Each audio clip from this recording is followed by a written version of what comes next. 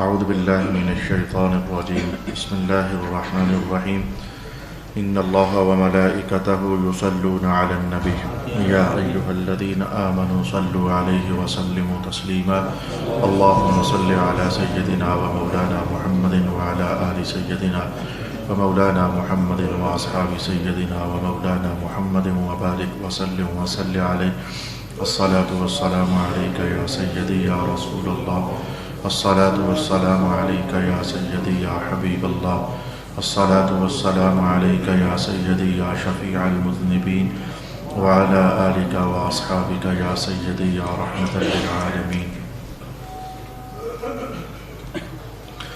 اللہ سے مدد مانگوں گا کہ آج میں اپنی عنوان اور اپنی گفتگو کے حصے کو انتہا تک لے جاؤں۔ کچھ بھی مجھے تمہیدی کلمات نہیں کہنے ہیں، فوراً مجھے اپنے عنوان پر آنا ہے۔ آج اگر ہو سکتا ہے تو آپ میری طرف سے یہ پیغام ریکارڈ کرنا چاہیں تو کریں، گھر والوں کو بتائیں، جس کو چاہیں بتائیں۔ قبر کے عذاب سے بچنے کے 22 طریقے رسول پاک علیہ الصلوۃ والسلام نے ارشاد فرمائے ہیں، آج میں نے تیزی کے ساتھ آپ کے سامنے وہ ڈلیور کرنے ہیں۔ گزشتہ نشست میں کچھ نہ کچھ تو میں نے آپ کے لیے بیان کر دیا تھا، لیکن آج میں آپ سے یہاں سے شروع کرنا چاہتا ہوں کہ ایک ہی حدیث میں سرکار دو عالم علیہ الصلوۃ والسلام نے 16 طریقے بتائے کہ کون کون سے کام کرنے سے اللہ تعالیٰ تمہیں قبر کے عذاب سے محفوظ فرمائے گا۔ یہ جو مختلف امور حضور زیر بحث اور زیر گفتگو لا رہے ہیں، ان کو آپ یوں کہہ سکتے ہیں اور بلا شبہ کہہ سکتے ہیں کہ کچھ اعمال تو ایسے ہیں کہ جو ایک مخصوص قسم کے عذاب کو ہٹانے کا سبب ہیں، کچھ اعمال ایسے ہیں، اور کچھ اعمال ایسے ہیں کہ جس طرح کا بھی عذاب ہو قبر کے اندر اللہ تعالیٰ ان اعمال کی برکت سے دور فرما دیتا ہے۔ تو میں پہلے آپ کے سامنے وہ جو مخصوص قسم کے اعمال ہیں کہ جن کی وجہ سے مخصوص قسم کا عذاب ختم ہوتا ہے، میں آپ کے لیے پہلے وہ حدیث تلاوت کر دوں گا، اور اس حدیث کو نقل کرنے کے بعد علامہ قرطبی فرماتے ہیں کہ بڑی عظیم المرتبت حدیث ہے۔ محدثین تبصرے کرتے ہیں نا حدیثوں پر، یہ حدیث صحیح ہے، یہ حسن ہے، یہ ضعیف ہے، یہ کیسی ہے، یہ ویسی ہے، یہ ایسی ہے، جو درجہ بندیاں ہوتی ہیں، لیکن علامہ قرطبی فرماتے ہیں کہ بہت عظیم المرتبت حدیث ہے۔ صلی اللہ علی حبیبہ محمد وآلہ وسلم۔ آپ انسانی دنیا میں تھوڑا سا ایک جائزہ سا لے لو گے تو جلدی سمجھ آ جائے گی۔ میں آپ کو تکلیف دینا چاہتا ہوں، کوئی ایک رنگ نہیں ہے، 20 طریقوں سے میں آپ کو تکلیف میں مبتلا کر سکتا ہوں، اور آپ بھی مجھے ایسے ہی 20 طریقوں سے تکلیف میں مبتلا کر سکتے ہو۔ تکلیف کو دوسرے لفظوں میں ہم عذاب بھی کہہ لیتے ہیں۔ تو قبر کے اندر جو عذاب ہے اس کا کوئی ایک رنگ نہیں ہے، صرف سانپ ہے جی نہیں، صرف بچھو ہیں جی نہیں۔ میں آپ کے سامنے عرض کروں گا کہ کچھ لوگوں کے درمیان اور اللہ تعالیٰ کے درمیان حجاب ڈال دیا جاتا ہے، تو کئی لوگوں کے لیے یہی بہت بڑا عذاب ہوتا ہے۔ کچھ لوگوں کو نیکوں کی صحبت میں جانے سے روک دیا جاتا ہے، یہ بھی بہت بڑا عذاب ہوتا ہے۔ عذاب کی مختلف قسمیں ہیں۔ کچھ لوگوں کے چہرے کی طرف آگ کے شعلے لپک رہے ہوتے ہیں، صرف چہرے کی طرف، اس کو ہٹانا، یہ جو عذاب ہے یہ بھی عذاب کی ایک قسم ہے۔ الغرض یہ ہے کہ مختلف عذاب کی قسمیں ہیں۔ پھر رسول پاک علیہ الصلوۃ والسلام نے ان کے لیے بعض عنوانات بھی متعین فرمائے، جو یہ عذاب ہے یہ وہاں کر کے ہونا ہے، اور اس میں سمجھو کہ پل صراط کا حوالہ بھی ہے۔ تو جو پل صراط سے گزرنے والے بندے کو جس تکلیف کا سامنا ہوگا تو وہاں کے لیے اللہ تعالیٰ نے یہ شے رکھی ہوئی ہے۔ یعنی بڑا پھیلا سا عنوان ہے، جس میں برزخ بھی آ جاتی ہے، جس میں قبر بھی آ جاتی ہے، جس میں پل صراط کا حوالہ بھی آ جاتا ہے۔ دیکھتے ہیں کہ کہاں کہاں کے لیے رسول پاک علیہ الصلوۃ والسلام کہاں کہاں کیا کیا ارشاد فرماتے ہیں۔ یہ رسول پاک علیہ الصلوۃ والسلام کو مشاہدہ بیان فرمایا گیا۔ جناب عبد الرحمن بن سامورہ اس حدیث کے راوی ہیں۔ آپ فرماتے ہیں کہ حضور ہمارے پاس تشریف لائے، ہم سب صحابہ جتنے بھی اس وقت موجود تھے مدینہ کی مسجد میں بیٹھے ہوئے تھے، تو رسول پاک علیہ الصلوۃ والسلام نے ارشاد فرمایا کہ آج رات کو اللہ تعالیٰ نے مجھے یہ مناظر دکھائے ہیں اور یہ مشاہدات کروائے ہیں، اور یہ ایک بار نہیں 20 بار پہلے آپ کو عرض کر چکا ہوں کہ رسول پاک علیہ الصلوۃ والسلام کو جو دکھایا جا رہا ہوتا ہے وہ عین خالص وحی ہوتی ہے۔ رسول اللہ علیہ السلام کو بے مقصد کوئی شے بھی نہیں بتائی جاتی۔ رسول اللہ پر جاگتے ہوئے کچھ نازل کیا جائے یہ بھی وحی ہوتی ہے، خواب کے عالم میں کچھ نازل کیا جائے یہ بھی وحی ہوتی ہے۔ یہ جو خواب اور نیند ہے یہ ہم سمجھتے ہیں کہ ہماری جیسی نیند، رسول پاک علیہ الصلوۃ والسلام فرمایا کرتے تھے میری صرف آنکھ بند ہوتی ہے، اندر سے میں جاگ رہا ہوں۔ تو لہٰذا کہنے کو شکل و صورت میں ہے کہ نیند ہے اور خواب ہے، لیکن حقیقت میں سرکار دو عالم علیہ الصلوۃ والسلام بیدار ہی ہوتے ہیں۔ تو یہ چند اتنی کوئی باتیں مجھے کہنی تھی تاکہ حدیث میں آپ سمجھ سکیں، کہیں آپ یہ نہ سوچنے لگ جاتے یہ تو کوئی خاص عذاب نہیں ہے، حالانکہ وہ باقاعدہ عذاب ہوتا ہے۔ میں موقع پر اگر کوئی حدیث اللہ نے میرے ذہن میں اتار دی تو عرض کروں گا کہ یہ چیز بھی باقاعدہ عذاب ہوتا ہے، عذاب کی مختلف قسموں میں سے ایک قسم ہوتی ہے۔ یہ چیز ذرا مشکل ہے لیکن اللہ آسان کرے گا۔ سرکار دو عالم علیہ السلام فرماتے ہیں کہ مجھے ایک بندہ دکھایا گیا میری امت کا، ہر بار جملہ یہی ہے، میری امت کا ایک بندہ، میری امت کا ایک بندہ۔ اب میں نے ایک بار بول دیا ہے، شاید ہر بار نہ بولوں۔ تو میری امت کا ایک بندہ مجھے دکھایا گیا کہ حضرت ملک الموت اسرائیل علیہ السلام اس کی روح قبض کرنے کے لیے آتے ہیں، لیکن قبض نہیں کرتے، واپس چلے جاتے ہیں۔ کیا شے ہوتی ہے جس کی وجہ سے قبض نہیں کرتے، واپس چلے جاتے ہیں؟ آپ نے فرمایا کہ وہ ماں باپ کے ساتھ نیکی کا سلوک کیا کرتا تھا، ماں باپ کے ساتھ حسن سلوک درمیان میں آڑے آ گیا اور ملک الموت اللہ کے ہاں واپس تشریف لے جاتے ہیں۔ اس میں مشکل یہ ہے کہ کیا ماں باپ کی خدمت کرنے والا کبھی نہیں مرے گا؟ پھر یہ کیا چیز ہے کہ بھائی اس کے لیے وہ فرشتہ آتا ہے لیکن واپس چلا جاتا ہے؟ بہت باریک بات ہے سمجھنے والی۔ تو ایک بار ہو گیا، دو بار ہو گیا، تو کیا جب بھی آئے گا واپس چلا جائے گا؟ نیکی تو اس کی سلامت ہے ماں باپ کے ساتھ۔ رسول پاک علیہ السلام کا یہ وہ فرمان ہے کہ ویسے تو عمر بندے کی جتنی ہوتی ہے اتنی ہی ہوتی ہے، لیکن ماں باپ کی خدمت عمر کو بڑھا دیتی ہے۔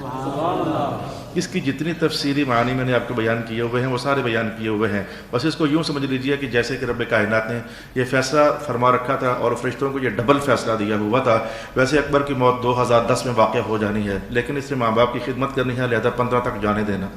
فرشتے 2010 کے حساب سے آتے ہیں کہ ٹائم پورا ہو گیا، پہلا آرڈر ہوتا ہی یہ ہے، تو 10 کے حساب سے آتے ہیں کہ اس کا ٹائم پورا ہو گیا، لیکن آگے یہ ہوتا ہے کہ میں نے ماں باپ کی خدمت کی ہوئی ہوتی ہے، تو پھر اگلا حکم فوراً آ جاتا ہے، واپس چلے جاؤ، ابھی نہیں، 10 نہیں بلکہ 15 کو اس نے اللہ کے پاس جانا ہے۔ اس کو یوں سمجھنا چاہیے، یہ نہیں ہے کہ کبھی بھی ماں باپ کا خدمت گزار فوت نہیں ہو سکتا، لیکن یہاں سے یہ تو سمجھ آ گئی نا کہ یہ باہر کے اللہ تعالیٰ عمر کے اندر کچھ نہ کچھ توسیع اپنے اس ازلی فیصلے کے مطابق فرما دیتا ہے۔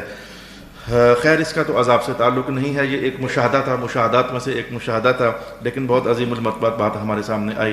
یہاں حدیث نہیں ہے لیکن میں ایک اور جگہ سے حدیث اٹھا کر رکھنے لگا ہوں کہ ماں باپ کا جو خدمت گزار نہیں ہوتا، جس سے اس کی ماں ناراض ہے یا باپ ناراض ہے، 100% سے قریب خطرہ ہے کہ موت کے وقت اس کی زبان پر کلمہ جاری نہیں ہوتا ہے، 100% سے قریب۔ اور یہ رسول پاک علیہ السلام کے بارگاہ کے اندر یہ واقعہ پیش کیا گیا تھا، سرکار ہم فلاں شخص کو کلمہ تلقین کرتے ہیں، وہ پڑھ نہیں رہا ہے۔ حضور ساری بات سمجھ گئے، میں کہ اس کی والدہ لگتا ہے کہ زندہ ہے، بلاؤ ذرا اس کو۔ پھر ساری ایک لمبی چوڑی کہانی کے بعد وہ آپ نے فرمایا کہ معاف کرتے ہو، پھر آخر کار کہ نہیں، والدہ راضی نہیں ہو رہی تھی، آخر کار یہ ہوا کہ ماں نے کہا اچھا یا رسول اللہ میں ان کو معاف کرتی ہوں۔ تو حضور پاک علیہ السلام نے فرمایا کہ اب جا کر کوشش کرو۔ تھوڑی دیر کے بعد خبر آئی یا رسول اللہ کلمہ پڑھ لی ہے اس شخص نے۔ تو یہ ماں باپ کے حوالے سے یہ بات لازمی ہے کہ اس پر ایمان کے خاتمے کا دار و مدار رسول پاک علیہ السلام کے فیصلے کے بعد ہم سمجھ سکتے ہیں۔ پھر حضور فرماتے ہیں کہ میں نے ایک شخص کو دیکھا کہ اس پر قبر کا عذاب آیا، لیکن اس بندے کا حال یہ تھا کہ وہ جب بھی دیکھو اکثر اوقات وضو کی حالت میں رہتا ہوتا تھا، تو اس کے وضو میں رہنے والی کیفیت نے درمیان میں ڈر کر کے اللہ کے عذاب کو واپس کروا دیا۔ جن بندوں کو یہ خوبی حاصل ہے، بڑے بابرکت لوگ ہیں، زیادہ سے زیادہ وضو میں رہنا، زیادہ سے زیادہ وضو میں رہنا، زیادہ سے زیادہ وضو میں رہنا۔ اس حدیث میں تو یہاں تک بات ہے، لیکن دوسری حدیث بلال کے اندر آپ جانتے ہیں، حضور نے پوچھا بلال آپ کیا کرتے ہیں؟ آپ کے چلنے کی آواز ہم نے جنت میں سنی ہے۔ یا رسول اللہ جب بھی وضو خراب ہوتا ہے وضو کر لیتا ہوں، 7 2 رکعتیں میں پڑھ لیتا ہوں۔ یہ طہارت میں رہنا یہ یقیناً انبیاء کی شان ہے، انبیاء کی خصلت مبارکہ ہے، جس وجود میں آ جاتی ہے اللہ تعالیٰ اس کو ڈھیر سارا فیض عطا فرما دیتا ہے۔ رسول پاک علیہ السلام فرماتے ہیں میں نے ایک اور شخص دیکھا، اس کو شیاطین اور جنات آ کر تنگ کر رہے ہیں اور پریشانی کی حالت میں مبتلا ہے، جنات اور شیاطین آ کر اس کو تنگ کر رہے ہیں، لیکن وہ بندہ اللہ کا ذکر کیا کرتا تھا۔ اللہ کا ذکر پھر آیا ہوتا سارا اللہ کے حکم سے ہے، اور اس نے جنات اور شیاطین کو دفع کر دیا اور دور کر دیا۔ یہی وجہ ہے کہ جس بندے کو جن شن چمٹ جاتے ہیں اس کے لیے کوئی اور علاج نہیں ہے، کوئی تعویذ تاگا اور نہیں ہے، جو بھی اس کا علاج ہے، جو بابا جی بھی کریں گے وہ اللہ کا ذکر ہی ہوگا، کبھی آیات قرآنیہ کی صورت میں، کبھی صورتوں کی صورت میں، حتیٰ کہ جنات کو بگانے کے لیے اذان پڑھنی چاہیے، یہ حضور خود فرما رہے ہیں، جنات کو بگانے کے لیے اذان پڑھنی چاہیے۔ کوئی بندہ یہ کہے نا کہ ہمارے یہاں فلانے بندے پر جن آگے تھے تو مجھے فلانے بابا جی نے یہ فرمایا، میں نے کہا وہ بھی ٹھیک فرمایا، فلانے نے یہ فرما دیا وہ بھی ٹھیک فرمایا، فلانے بابا جی نے یہ کہا وہ بھی ٹھیک کہا، اس لیے کہ جس نے جو کہا اللہ کا نام ہی کہا، اور حدیث میں اللہ کا نام آتا ہے، اللہ کا ذکر، اللہ کا نام جو ہے جنات اور شیاطین کو بگانے کے لیے بہت ہی مؤثر شے رب کائنات نے بنا دی ہوئی ہے۔ پھر رسول پاک علیہ السلام فرماتے ہیں میری امت کے ایک شخص کو دیکھا، پیاس کے مارے اس کی زبان باہر نکلی ہوئی ہے، پہلے کیفیات منفی دکھائی گئیں تاکہ اس کے بعد احساس دلایا جائے امت کو کہ اس منفی کیفیت سے بچنے کا حل یہ ہے، ورنہ وہ تو بچا لیا جا چکا تھا، لیکن پہلے منفی کیفیت بتا کر پھر اس کا حل بتایا جاتا، تو اس کی زبان پیاس کے مارے باہر نکلی ہوئی ہے۔ تو رسول اللہ فرماتے ہیں پھر بندہ روزے رکھنے والا تھا، تو پھر اس کے روزے آئے جو اللہ کی محبت میں پیاسا رہتا ہوتا تھا، تو انہوں نے آ کر اس بندے کو سیرابی عطا فرمائی صلی اللہ علیہ حبیبہ محمد وآلہ وسلم۔ کم از کم اس حدیث کا اس جملے کو سننے کے بعد آپ کے دل میں ایک امنگ، تر و تازگی اور جوش اور ولولہ اور طلب پیدا ہونا چاہیے کہ چند دنوں کے بعد رمضان المبارک کا مہینہ سامنے آ رہا ہے، ایک روزہ بھی ہم نے ضائع نہیں کرنا، بلکہ اس چلتے ہوئے مہینے میں بھی کچھ روزے رکھنے چاہیے۔ سرکار دو عالم علیہ السلام نے شوق بڑھانے کے لیے اتنا دلچسپ جملہ فرما دیا، آپ کا فرمان عالی شان یہ تھا، رمضان میں روزے رکھو گے وہ تو اللہ کا مہینہ ہے، شعبان میرا مہینہ ہے، اس میں بھی روزے رکھو، شعبان میرا مہینہ ہے، تو اللہ کے مہینے کے تو سارے رکھنے ہیں۔ تو رسول پاک علیہ السلام کا جو مہینہ تھا اس میں حضور نے نرمی بھی عطا فرما دی، چھوڑ بھی دو رکھ بھی لو، چھوڑ بھی دو رکھ بھی لو، تو یہ اس مہینے ہی سے تھوڑی تھوڑی پریکٹس کرنے کی کوشش کی جا سکتی ہے۔ تو صلی اللہ علیہ وسلم حدیث کے الفاظ میں کم واقعہ کر سکا، اس کی پیاس سے زبان باہر نکلی ہوئی ہے، وہ حوض کے پاس جب بھی آنا چاہتا ہے اس کو حوض سے ہٹا دیا جاتا ہے، وہ پھر حوض کے پاس آنا چاہتا ہے اس کو حوض سے پھر ہٹا دیا جاتا ہے، ایسے میں اس کے روزے درمیان میں آتے ہیں اور اسے حوض کوثر سے پانی پلوا کر چھوڑتے ہیں صلی اللہ علیہ وسلم۔ پھر حضور فرماتے ہیں کہ میں نے ایک بندے کو دیکھا، اب یہ دیکھو یہ بھی عذاب کی ایک قسم ہے، جو میں نے کہا کہ شاید آپ سمجھتے ہو کہ یہ عذاب نہیں ہے، یہ بھی عذاب کی ایک قسم ہے۔ انبیاء بیٹھے ہوئے ہیں، سرکار فرماتے ہیں میں بھی ان میں بیٹھا ہوا ہوں، انبیاء کی جماعت بیٹھی ہوئی ہے اور میں بھی ان میں بیٹھا ہوا ہوں۔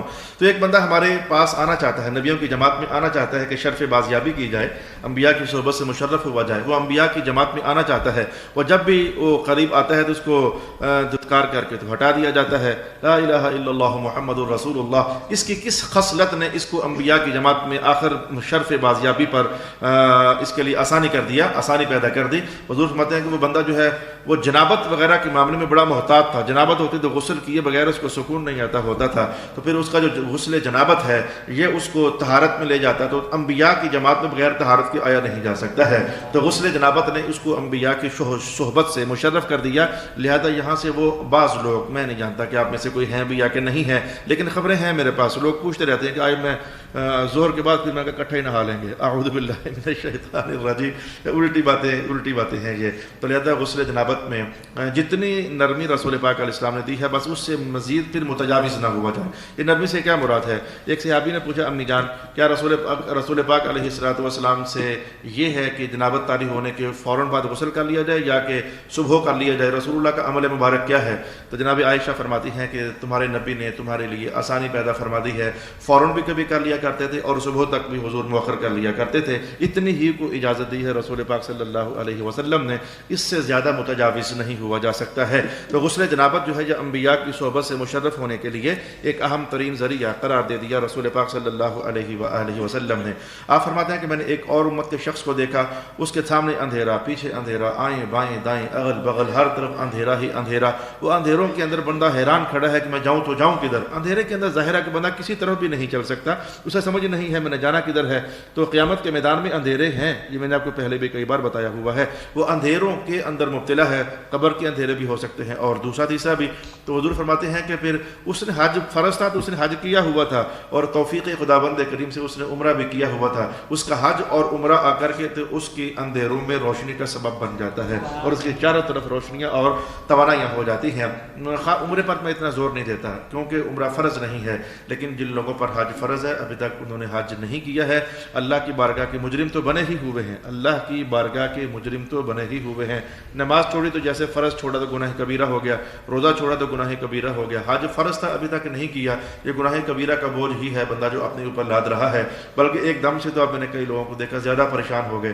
کسی زمانے میں جب سے میں باتیں کیا کرتا تھا 2-3 لاکھ روپے کا حج ہوتا تھا، اب سیدھا ہی 12-13-14 لاکھ روپے پر حج چلا گیا، تو مشکلات تو بڑھ گئی نا ان کے لیے۔ اے کاش کہ حضور کا وہ فرمان عالی شان، بلکہ قرآن کی آیت یاد رکھتے، سارعوا الی مغفرۃ من ربکم، جو معاملہ بھی تمہیں مغفرت سے قریب کرتا ہے اس طرف سلو نہ جایا کرو بلکہ سرعت کے ساتھ جایا کرو، بلکہ بھاگ کر جایا کرو۔ سارعوا الی مغفرۃ من ربکم۔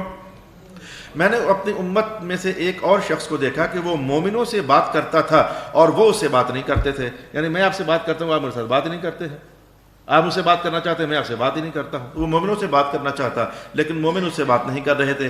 اس کا صلہ رحمی، رشتہ داروں کے ساتھ حسن سلوک کرنا یہ آیا اور اس نے آ کر کے تو اس کو ان مومنوں کی جماعت سے بات کرنے والا بنا دیا. میں نے ایک شخص کو دیکھا کہ اس کے چہرے کی طرف آگ کے شعلے لپک رہے ہیں. وہ اپنے ہاتھ مار کر ہٹاتا ہے لیکن آگ کے شعلے اس کے چہرے سے ہٹ نہیں رہے ہیں. اس کا دیا ہوا صدقہ آیا اور اس کو شعلوں سے بچا کر کامیابی سے اللہ تعالیٰ کی ہاں اس کو محفوظ کروا دیا. اور پھر صرف یہی نہیں کہ اس کے چہرے سے آگ کے شعلوں کو ہٹا دیا، رسول پاک علیہ السلام فرماتے ہیں کہ اس کے سر پر سائبان بن گیا اور اس کو چھاؤں اور چھتری جیسے بندے کے سر پر تنی ہوئی ہوتی ہے. تو یہ ماحول رب کائنات نے اس کو عطا فرما دیا. اللہ اکبر. ایک امت کے شخص کو دیکھا کہ فرشتوں نے ہر طرف سے اسے پکڑ کر رکھا ہوا ہے. فرشتوں نے ہر طرف سے اس کو پکڑ کر کے رکھا ہوا ہے صلی اللہ علیہ وآلہ وسلم. تو فرشتوں سے وہ چھوٹ نہیں پا رہا ہے. لیکن اس بندے کو اللہ نے یہ خوبی دی تھی کہ کوئی بھی اچھی بات ہوتی وہ لوگوں کو سنایا کرتا تھا اور اگر کوئی غلطی کا ارتکاب کرتا تو اس کو بتایا کرتا تھا. سمجھو کہ جیسے کہ خطیب تھا، جیسے کہ چھوٹا یا بڑا خطیب تھا. تو یہ اچھے امر بالمعروف کرنا اور نہی عن المنکر کرنا بہت مشکل کام ہوتا ہے، بہت مشکل کام ہوتا ہے. امر بالمعروف اور نہی عن المنکر. آپ کو اس سے مشکل کام کیا ہوتا ہے؟ مشکل یہ ہوتا ہے کہ جس مزاج کے اندر غلطیاں ہوتی ہیں جب اس سے کہا جاتا ہے وہ تو بیچارہ بگڑ ہی جاتا ہے، ناراض ہی ہو جاتا ہے، آنا ہی چھوڑ دیتا ہے. وہ کہتا ہے میں کسی اور جگہ جاؤں گا. وہ اس کو لگتا ہے شاید مجھے ہٹ کیا جا رہا ہے، حالانکہ قرآن و سنت کسی کو ذاتی طور پر ہٹ نہیں کرتے ہیں. تو لیکن اس کا مزاج بدل جاتا ہے. تو امر بالمعروف اور نہی عن المنکر وہ کیا کرتا تھا. تو پھر اس کے اس عمل نے آ کر اس کو اللہ کے فرشتوں کی پکڑ اور اس کے عذاب سے محفوظ فرما دیا. میں نے ایک شخص کو دیکھا کہ وہ گھٹنوں کے بل گرا ہوا ہے اور اس کے درمیان اور اللہ تعالیٰ کے درمیان حجاب ہے اور وہ حجاب ختم نہیں ہو سک رہا ہے. اس کے اچھے اخلاق آئے اور اچھے اخلاق پکڑ کر اس کو اللہ کے دربار تک پہنچا دیتے ہیں. جو حجاب ہوتا ہے وہ اس کے درمیان سے ختم کر دیا جاتا ہے. میں نے اپنی امت کے ایک شخص کو دیکھا کہ اس کا نامہ اعمال بائیں ہاتھ کی طرف جا رہا ہے، جس سے خطرہ بڑھ گیا کہ بائیں ہاتھ میں نامہ اعمال اہل جنت کا نہیں جاتا ہے، اہل دوزخ کا جاتا ہے. اس کا نامہ اعمال اس کے بائیں ہاتھ میں جا رہا ہے. لیکن وہ بندہ یہ تھا کہ وہ اللہ سے ڈرا کرتا تھا. اس کا خوف خدا آیا، اس نے اڑتے ہوئے نامہ اعمال کو پکڑ کر کے اس کے دائیں ہاتھ میں تھما دیا. یہ اللہ تعالیٰ کی فیصلے ہیں کہ وہ اب یہ میدان حشر کی کہانی ہے. یہ مختلف مراحل میں مختلف قسم کی تکلیفوں کو جو سامنا بندے کو کرنا پڑتا ہے. رسول پاک علیہ الصلوۃ والسلام کو آج وہ مشاہد اور وہ مناظر دکھائے گئے. میں نے اپنی امت کے ایک شخص کو دیکھا کہ وہ دوزخ کے کنارے پر کھڑا ہے، بالکل دوزخ کے کنارے پر کھڑا ہے. اور اس بندے کا حال یہ تھا کہ خوف خدا ہی صرف اس کو نہیں تھا بلکہ اس سے مزید بڑھ کر وہ خوف خدا سے کبھی اس کے وجود کے اندر جھرجھری آ جایا کرتی تھی. اللہ اکبر. یہ تو میں نے ایسے کہا، حقیقتاً جس پر وارد ہوتی ہے اس کو اس کی لذت پتہ ہوتی ہے.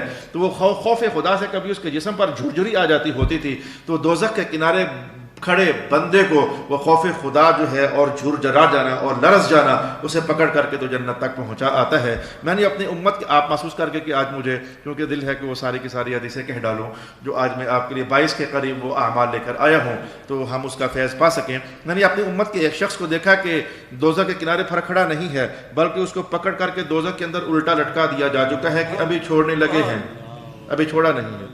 اسے اوندھا کر کے لٹکا دیا جا چکا ہے کہ ابھی چھوڑنے لگے ہیں لیکن ابھی چھوڑا نہیں ہے. اس بندے کو کس شے نے بچا لیا؟ رسول پاک علیہ الصلوۃ والسلام ارشاد فرماتے ہیں کہ یہ اللہ کے ڈر کے مارے رو پڑتا ہوتا تھا. تو اس کے جو وہ آنسو تھے آج اس کے آنسو وہ کام آ رہے ہیں اور وہیں سے اسے نکال کر کے تو جنت میں داخل کر دیا جاتا ہے. اب آپ کو حدیث یاد آ گئی ہوگی کہ جو رسول پاک علیہ السلام فرمایا کرتے تھے کہ کبھی کبھی تنہا ہو کر بیٹھا کرو، اللہ کے معاملے میں اور اپنے معاملے میں سوچ و بچار کیا کرو. ایک دن ایسا آئے گا تمہیں ڈر لگے گا اور تمہاری آنکھ میں آنسو آ جائے گا. وہ آنسو اگر مکھی کے سر کے برابر بھی ہوگا تو تمہیں دوزخ کی آگ تمہارے اوپر ٹھنڈی کرنے کے لیے کافی ہو جائے گا. وہ حدیث ہوئی یا یہ حدیث ہوئی، دونوں کا مضمون جملہ بڑا قریب ہوا. لا الہ الا اللہ محمد الرسول اللہ. ایک شخص آیا تو میں نے اپنی امت کے ایک شخص کو دیکھا کہ وہ پل صراط سے گزر رہا ہے لیکن وہ اتنا باریک پل دیکھ کر کے تو کپ کپا رہا ہے میں کیسے گزروں گا اس پر سے، یہ تو بہت پتلا ہے اور پتلا تو ہے. حضور پاک نے فرمایا ہوا ہے کہ تلوار سے تیر اور بال سے باریک. وہ ڈرا ہوا ہے کہ میں اس پر سے کیسے گزروں گا، کپ کپاتے کپاتے اوپر وہ چڑھ رہا ہے تاکہ میں گزر جاؤں. رسول پاک علیہ السلام فرماتے ہیں کہ وہ بندہ اللہ کے متعلق ہمیشہ یہی گمان کیا کرتا تھا کہ میں جتنا بھی برا ہوں میں معافیاں مانگتا رہوں گا، امید ہے کہ اللہ مجھے معاف فرما ہی دے گا. حسن ظن کیا کرتا تھا اللہ کے متعلق، حسن ظن کیا کرتا تھا کہ اگر میرے گناہ ہیں میں معافی مانگوں گا. میں یہ آپ کو نہیں کہتا کہ میں گناہ کرتا رہوں گا اور اللہ مجھے معاف کر دے گا، میں یہ نہیں کہہ رہا. یہ مذہب کی تعلیم نہیں ہے. مذہب کی تعلیم یہ ہے کہ گناہ ہر بندہ کرتا ہے اور گناہ کرنے کے بعد ڈٹنا نہیں بلکہ ہاتھ باندھ کر اللہ کی حضور رجوع کرنا ہے. وہ گناہ کرتا تھا تو وہ اللہ سے معافیاں مانگتا رہتا ہوتا تھا. تو رب کائنات نے اس کو اس کی اس کپ کپاہٹ، اچھا وہ اللہ کے متعلق حسن ظن رکھتا تھا کہ اللہ میری معافی مانگنے کے بدلے مجھے یقیناً معاف کر دے گا، تو اس نے آ کر کے تو اس کے کپ کپانے کو ختم کر کے پل صراط سے عبور کرنے کا سبب بن جاتا ہے۔ دلچسپ بندہ دیکھا، رسول پاک علیہ السلام نے دلچسپ بندہ دیکھا، اور یہ عمل اللہ نے کئی مسلمانوں کو عطا فرمایا ہوا ہے، الحمدللہ علی ذالک۔ رسول اللہ فرماتے ہیں کہ ایک بندے کو میں نے دیکھا کہ وہ دوزخ کے پل اوپر جو بچھایا گیا پل ہے، پل صراط، اس پر چڑھا ہے، تو چڑھتے ہی گر گیا۔ اس نے گر کر تھوڑا بہت وہ آگے رگڑ کھاتے کھاتے چلا، اس نے کہا کھڑا ہونا چاہیے، وہ کھڑا ہوا، کھڑا نہ ہو سکا، پھر گر گیا، پھر وہ لٹک گیا، پھر وہ گھسٹا، پھر کھڑا ہوا۔ یہ مختلف کیفیات اس کے ساتھ جاری ہیں۔ حدیث کے الفاظ مجھے بہت دلچسپ ہیں، یہاں کم ہے، یہاں کم ہے، اس مشاہداتی حدیث میں یہ الفاظ کم ہیں، لیکن ایک دوسرے مقام پر الفاظ میں نے زیادہ کیے۔ جاءتہ صلاتہ علیہ، اس بندے نے زندگی بھر جو میں محمد پر درود و سلام پڑھا ہوتا ہے، اس کا وہ درود و سلام آتا ہے اور آ کر کہتا ہے اب میں آ گیا ہوں، اب تجھے گرنے نہیں دوں گا۔ یہ جملہ مجھے بڑا اچھا لگا، اب میں آ گیا ہوں، تجھے گرنے نہیں دوں گا، اور اس کو پکڑ کر کے اٹھاتا ہے اور اٹھا کر کے جنت کے دروازے پر چھوڑ کر آتا ہے۔ او کما قال النبی صلی اللہ علیہ وآلہ وسلم، ایک بندہ پل صراط بھی گزر جاتا ہے لیکن جنت کے دروازے پر جب پہنچتا ہے دروازہ بند، ایک اور دروازے پر جاتا ہے دروازہ بند، لہا ثمانیۃ ابواب، 8 دروازے ہیں جنت کے، اگلے دروازے پر جاتا ہے دروازہ بند۔ یا اللہ، اس کا کیا معاملہ ہے، اس کا دروازہ بند کیا جا رہا ہے۔ رسول پاک علیہ الصلوۃ والسلام فرماتے ہیں کہ پھر وہ بندہ یہ شوق کا کیا ہے یار، شوق کا کیا ہے۔ ایک بار ایک میرے پاس سوال آیا، میں پہلا کلمہ پڑھوں تو اس میں ثواب زیادہ ہے کہ دوسری پڑھوں اس میں ثواب زیادہ ہے؟ یہ شوق میں کبھی پہلا کلمہ داخل ہوا ہوتا ہے، شوق میں کبھی درود و سلام اترا ہوتا ہے، تو اپنا اپنا ذوق اور لذت ہے۔ کچھ بندوں کو تلاوت قرآن کا زیادہ شوق ہوتا ہے، کچھ بندوں کو پہلا کلمہ پڑھنے کا شوق ہوتا ہے، کچھ بندوں کو درود و سلام پڑھنے کا شوق ہوتا ہے، کچھ اور پڑھتے ہیں، کوئی کچھ اور کسی کو 5 سورتیں پڑھنے کا بڑا شوق ہوتا ہے اور وہ روزانہ 5 سورتیں ختم کر کے ہی اٹھتے ہیں۔ تو اس بندے نے، اس کو کلمہ شہادت پڑھنے کا بڑا شوق تھا، لگا رہتا ہوتا تھا اشہد ان لا الہ الا اللہ وحدہ لا شریک لہ واشہد ان محمدا عبدہ ورسولہ۔ تو اس کا یہ جو کلمہ ہے بار بار پڑھنا، تو یہ اس کا کلمہ آتا ہے اور آ کر کے تو اس کو جو جنت کے دروازے کھل نہیں پا رہے تھے، اب وہ جس دروازے پر جاتا ہے تو کلمہ شہادت خود آ کر دروازہ کھلوا کر بندے کو اندر داخل کر دیتا ہے۔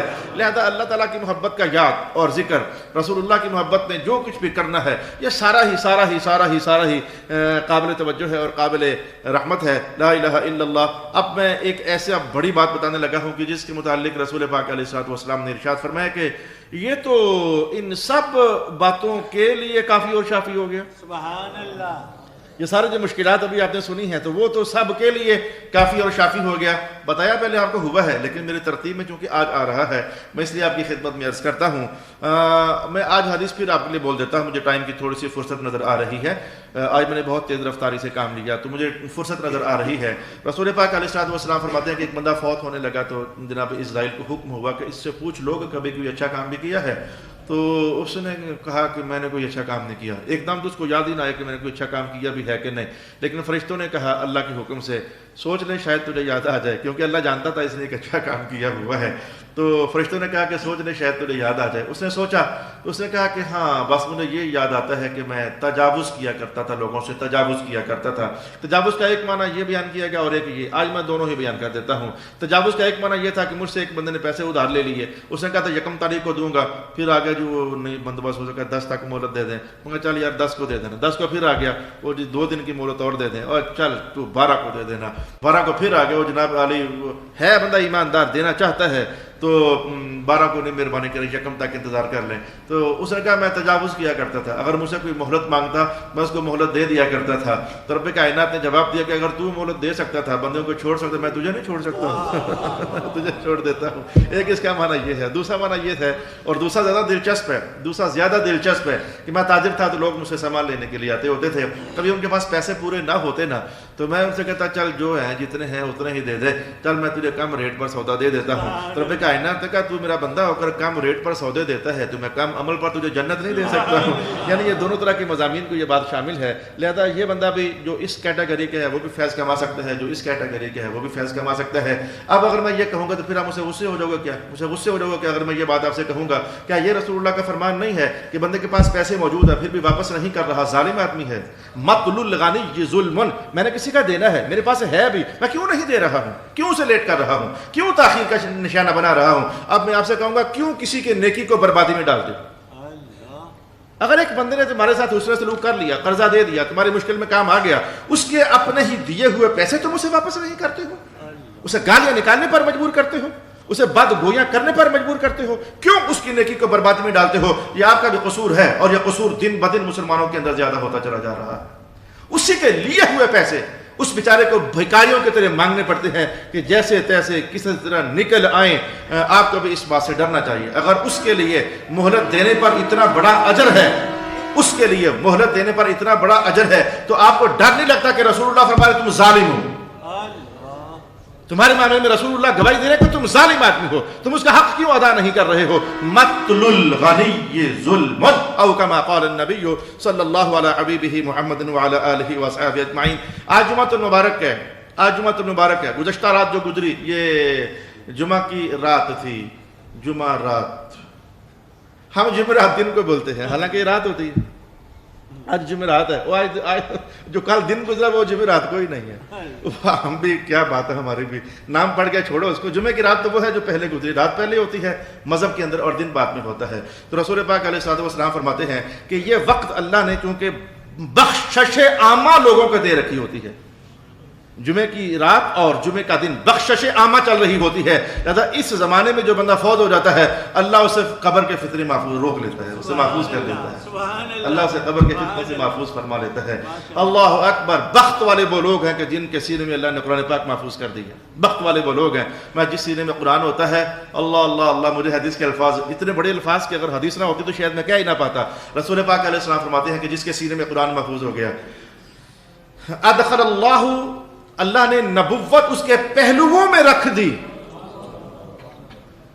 فی جنبیہ، اللہ نے نبوت اس کے پہلوؤں میں رکھ دی۔ لیکن بات یہ ہے کہ میرے بعد کوئی نبی نہیں ہو سکتا، تو آپ کو معنی سمجھ آ رہا ہے کہ سارا قرآن نبوت کا پیغام ہی تو ہے، تو اللہ نے نبوت اس کے سینے کے اندر رکھ دی، اور جس سینے میں اللہ نبوت کا فیض رکھے اس بندے کو قبر میں اللہ عذاب نہیں دیا کرتا ہے۔ بڑے بخت والی بات ہے، اگر کوئی بچہ حافظ قرآن بن جاتا ہے تو بڑے بخت والی بات ہے۔ یہ قسمت ہر بندے کی ہے نہیں ہے، نصیبہ ہر بندے کا ہے نہیں ہے۔ یقین جانو اس راستے پر بہت لوگ چلتے ہیں لیکن نہیں۔ صلی اللہ علیہ حبیبہ محمد وآلہ وسلم، اسلام کی سرحدوں پر جو مجاہدین پہرا دیتے ہیں، جیسے کہ آج بھی یہ باؤنڈری لائن پر لازمی کوئی نہ کوئی مجاہدین کھڑے ہوتے ہیں، تو رسول پاک علیہ الصلوۃ والسلام فرماتے ہیں کہ یہ مسلمانوں کی سرحدوں کی حفاظت کرتے ہیں، جب یہ قبر میں جائیں گے تو اللہ نے ان سے قبر کا عذاب ختم فرما دیا۔ اچھا، یہ بھی ہر بندے کا وقت مقدر نہیں ہے۔ تو ایک صحابی نے پوچھا، یا رسول اللہ، یہ جو شہید ہے یہ مرتا ہی اس کے لیے جنت کیوں کھولی جاتی ہے؟ اس کے لیے مرتے ہی جنت کیوں کھولی جاتی ہے؟ تو رسول پاک علیہ الصلوۃ والسلام نے فرما دیا کہ اس نے جو اللہ کے نام پر اور دین کے نام پر اپنی جان کا نذرانہ پیش کر دیا ہے نا، یہ جان کا نذرانہ پیش کر دیا جانا اس کے قبر کے عذاب کو اس سے ختم فرما دیتا ہے۔